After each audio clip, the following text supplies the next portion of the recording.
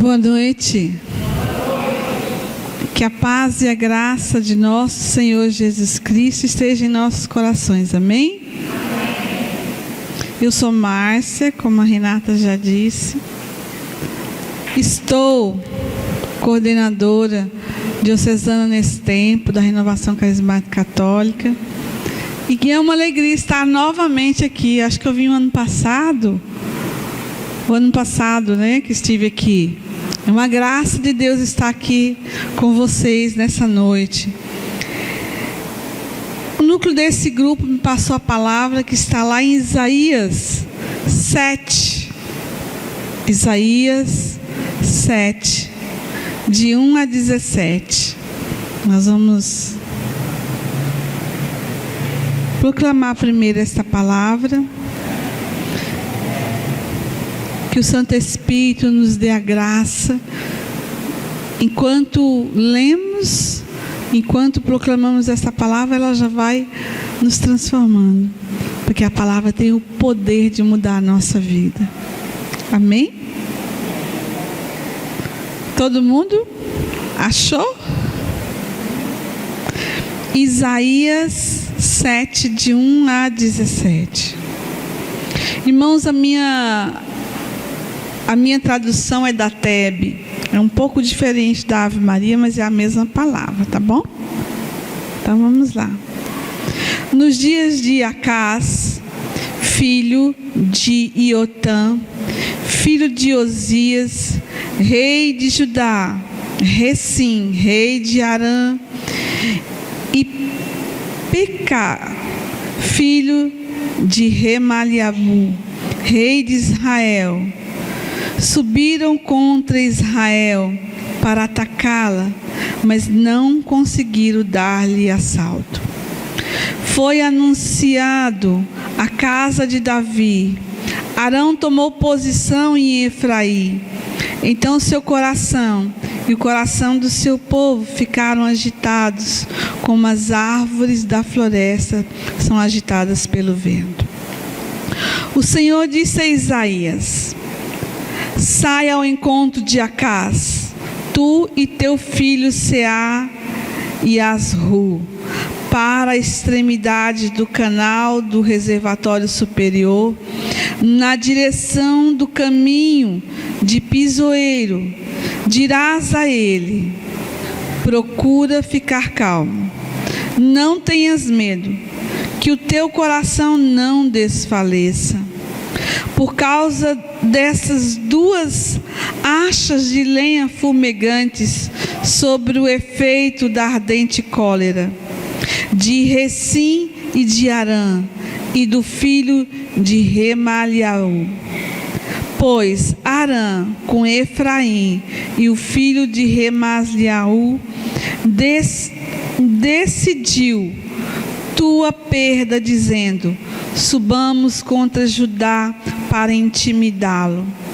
Penetremos em sua casa para trazê-los a nós e instalemos lá como rei o filho de Tabiel.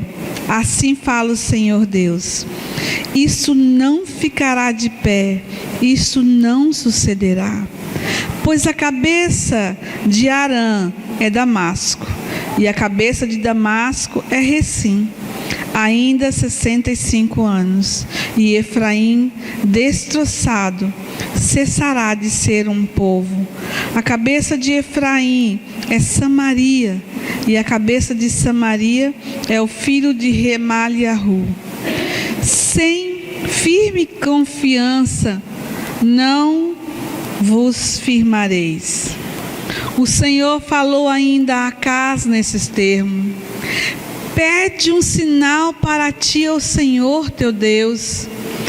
Pede-o nas profundezas, ou eleva teu pedido às alturas.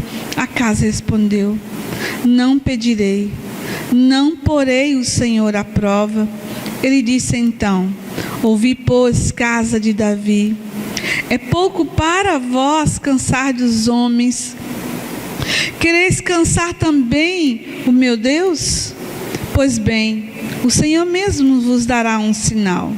Eis que a jovem está grávida e dá à luz um filho, e lhe dará o nome de Emanuel.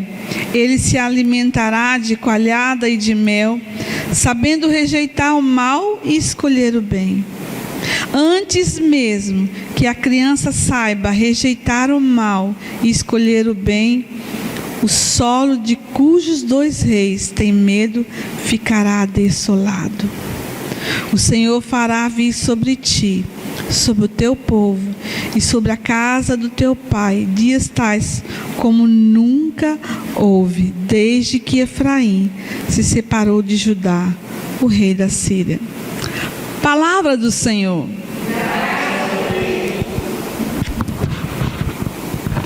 Que lindo, irmãos.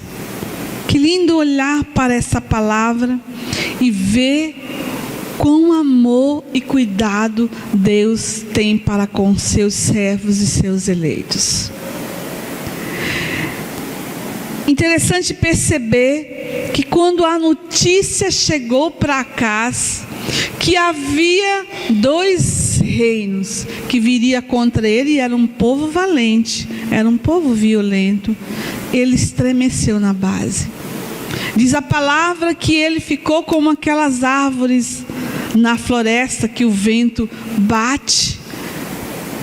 Diz essa palavra que ele ficou com medo. Então o Senhor levantou Isaías, o profeta, para ir lá e dizer para o seu servo: não tenha medo, não tema. Eles estão com ódio, porque aqui diz que eles estavam, era fumegante de cólera, né? De raiva, de ódio contra Acaz. Mas o Senhor Deus disse a ele: não tenha medo, não tenha medo deles. Deus dizendo para ele: eu estou contigo e isso te basta. Isso te basta, minha graça sobre ti. Mas Acaz e o seu povo estavam apavorados. Mas o Senhor disse a ele: sem a fé, sem a confiança em mim, vai perecer. Você vai perecer se você não confiar. E é tão lindo isso que, apesar de Acaz continuar com medo, o Senhor faz para ele, dá para ele dizer: me coloque à prova, pede um sinal para mim, para que eu te diga do que eu sou capaz de fazer por ti, meu servo, do que eu sou capaz de fazer pelo meu povo, do que eu sou capaz de realizar em seu favor. Mas Acaz, apavorado, e sabe quando a gente está com medo, e o ódio é uma força que vem, quando a gente percebe o ódio das pessoas com relação a nós, de fato a gente tem medo, porque o ódio é uma força destruidora.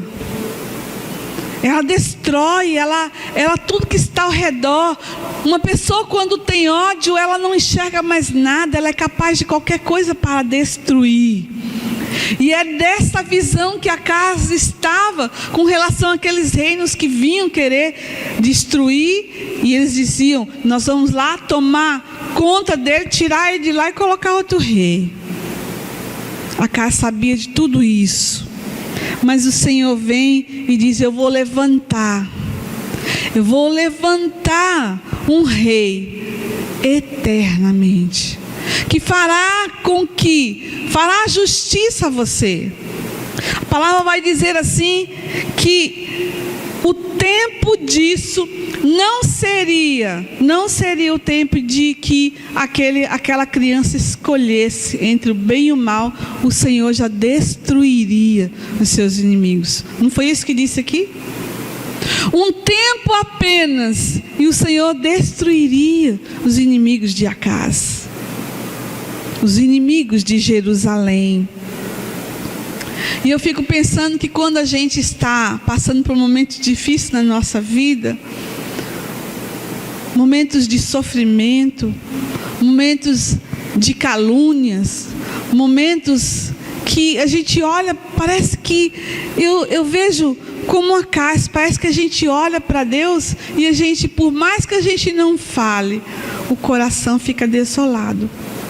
O coração às vezes não consegue crer que Deus, Ele é poderoso para reverter aquela situação, para mudar aquela situação. E os anos vão passando. Veja que não foi 1 ano, não foi 2 anos, não apenas isso. Os anos foram passando, mas Deus havia falado por meio do profeta Isaías: eu vou te dar um sinal, uma virgem conceberá, uma virgem conceberá. Deus está falando de milagre. Deus está falando que Ele é capaz de fazer coisas tremendas, coisas impossíveis, em favor de um povo, em favor do seu servo. Mas o coração de Acás ficava desolado. E muitas vezes, quando a gente vê ao redor da gente destruição, ódio, calúnias, como é difícil a gente manter a fé. Apesar de a gente saber das promessas do Senhor que é para mim e para você, muitas vezes nós não temos força para crer. Nós não vemos, quando nós não vemos as coisas melhorar, e parece que cada vez que passa vai piorando, não é assim? E parece que a gente reza, a gente ora, a gente faz novena, e parece que Deus não está agindo. Parece que as coisas não estão mudando. Como manter a fé num ambiente desse? Deus é mais que nós. Deus tinha planos para este povo. E os planos de Deus são melhores que os planos dele. Eu fico pensando que Acás ficava pensando num jeito de derrotar aqueles 2 reinos. Ficava pensando em estratégia de como fazer. Se desesperava, se reunia com o povo: como é que nós vamos fazer? Estratégia de guerra, de como vencer aquela situação. Mas os planos de Deus eram maiores que isso. Deus tinha um plano de uma vez por todas resolver aquela situação. Um rei que viria e que derrotaria. E a palavra vai dizer assim, meu Deus, é lindo de ver isso aqui. Diz assim: antes mesmo que a criança saiba rejeitar o mal e escolher o bem, o solo de cujos 2 reis tens medo ficará desolado. Veja, irmãos, que promessa para ele. Deus está falando antes, muito antes. Nós estamos aqui 700 anos mais ou menos antes de Jesus nascer. Mas Ele está falando: olha, lá na frente eu prometo que vem um rei, que antes mesmo que ele saiba escolher entre o bem e o mal, todo esse rei que hoje se levanta contra ti, que quer te matar, que tem cólera, que tem ódio, não mais existirá, será desolado. E sobre ti vai continuar a palavra: o Senhor fará vir sobre ti, sobre o teu povo e sobre a casa do teu pai, dias tais como não houve. Meu Deus, que lindo isso! Que eu e você possamos ter esta palavra, as promessas do Senhor para nós, no coração, na alma, guardado dentro do coração, guardado na mente, guardado a todo momento na lembrança, para saber que Deus é aquele que cumpre, as suas promessas são dignas de fé. Irmãos e irmãs, ainda que a realidade pareça que continua igual, parece que não vai mudar, parece que tudo continua igual, eu te digo, os planos do Senhor são maiores, as promessas do Senhor não passarão, as promessas do Senhor se cumprirão. E eu e você, nós precisamos crer que essa palavra, ela é viva e eficaz. e ela se cumprirá na minha e na sua vida. Na tribulação temos que estar com Ele. Quem nos separará dele? Tribulação, sofrimento, angústia, divisão, tristeza, nada pode nos separar do seu amor, porque o Senhor tem promessas para mim e para você. Nós somos pequenos, nós somos frágeis, nós somos como ovelha que não sabemos por onde caminhar, não é assim? A ovelha é assim, ela muitas vezes não sabe para onde ir, não tem noção do perigo, não sabe o risco que corre, e muitas vezes nós somos assim, mas o Senhor tem promessa para mim e para você. Ele disse: Emanuel, Deus conosco. Sabe, irmãos, nessa coordenação diocesana, muitas vezes eu me senti só de pessoas, de afastamento de pessoas, de muitas vezes olhar para a realidade da obra de Deus e me sentir só. E quando eu ia orar, todo o tempo, o Senhor vinha em meu favor e dizia: você não está só. Veja o que eu coloco na sua frente. Eu tenho anjos que guerreiam por você. Eu tenho os santos que hoje oram por você, por toda a minha igreja. E eu olhava e Deus sempre me dava uma palavra de consolo. E Deus é aquele, irmãos, que cumpre. Se eu e você tirarmos os olhos da dificuldade, não é fácil. Não é fácil. O nosso coração tem uma tendência de fato ficar naquilo que está acontecendo, de não conseguir olhar além, de não ver. Mas nós precisamos olhar e ver que os planos de Deus são diferentes. É plano de vitória, sim. É plano de alegria, é plano de felicidade. É plano de não estarmos ali, mas quando eu e você olhar para a palavra de Deus e sua promessa e crer que Ele é capaz de mudar toda a realidade, irmãos, o nosso coração vai começar a acreditar. O nosso coração vai começar a se levantar. E quando o meu e o seu coração começar a crer e a se levantar, você vai começar a ver as coisas mudarem. Você vai começar a perceber que o Senhor é aquele que tem planos para mim e para você. É claro que no sofrimento muitas vezes nós choramos, né? Nós sofremos.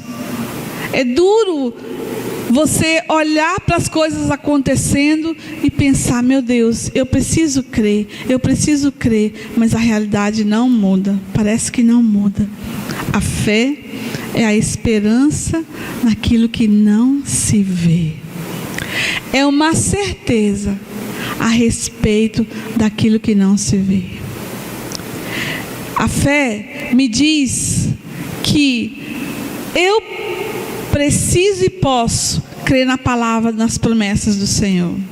Mas eu não preciso de fé para acreditar que essa imagem de Nossa Senhora está aqui. Ela está. Eu estou vendo com meus olhos.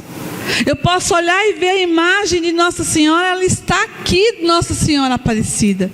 Mas eu preciso de fé para crer que Jesus é poderoso para realizar suas promessas na minha e na sua vida, na vida da minha família. Eu preciso de fé e esperança para que Ele é capaz de mudar as realidades. Quando eu cheguei aqui, o grupo está fazendo a oração desatadora dos nós. Mas eu preciso de fé para olhar para aquele pedido que eu fiz e crer que Deus é poderoso para realizar. Eu nada posso, nem você, mas o Senhor pode. A palavra do Senhor, ela é digna de fé. A palavra do Senhor é aquela que ela se cumpre. Ela cumpre em nossa vida, mas o nosso coração, o meu e o seu, precisa estar em Deus, olhando para a sua palavra, para a sua promessa, e mesmo que tudo ao redor pareça que não está mudando, crê naquilo que não se vê, mas que Deus fará. Amém? Coloque a mão no seu coração agora.